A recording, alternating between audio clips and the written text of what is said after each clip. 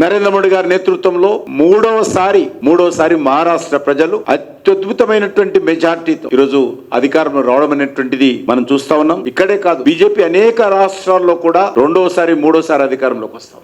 గోవాలో పక్కనున్నటువంటి గోవాలో మూడోసారి అధికారంలోకి వచ్చాం. ఓట్లు పెంచుకున్నాము, సీట్లు పెంచుకున్నాం. గోవాలో ఆ ఎన్నికల్లో నేను మొత్తం అక్కడ ఉన్నాను. గుజరాత్ లో ఆల్మోస్ట్ మరి వరుసగా గత 5-6 టర్మ్స్ గా భారతీయ జనతా పార్టీ వరుసగా గెలుస్తాం. హర్యానాలో రెండోసారి అధికారంలోకి వచ్చాం. మహారాష్ట్రలో ఈ రోజు చూస్తే మూడోసారి అధికారంలోకి వచ్చాం. మధ్యప్రదేశ్ లో అనేక దఫాలుగా అధికారంలోకి వస్తా ఉన్నాం.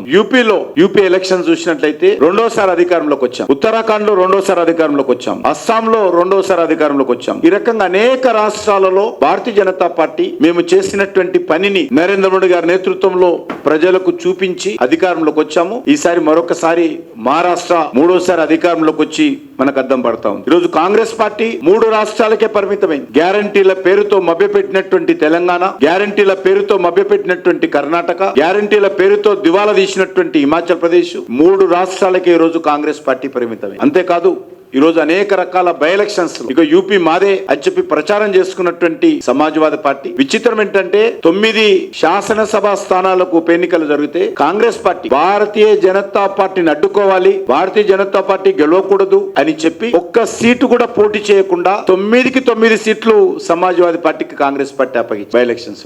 అయినప్పటికీ కూడా అక్కడ 7 సీట్లు, 9 సీట్లలో 7 సీట్లు భారతీయ జనతా పార్టీ మాకు అలయన్స్ పార్టీ గెలిచింది. మహారాష్ట్రలో గత ఎన్నికల్లో 44 సీట్లు గెలిచినటువంటి కాంగ్రెస్ పార్టీ ఈ రోజు అలయన్స్ లో శివసేన లాంటి పార్టీతో కూడా కలిపి అలయన్స్ లో పోటీ చేస్తే లాస్ట్ టైం గెలిచినటువంటి సీట్లలో సగం సీట్లు కూడా గెలపలేనటువంటి పరిస్థితి మహారాష్ట్రలో ఏర్పడింది.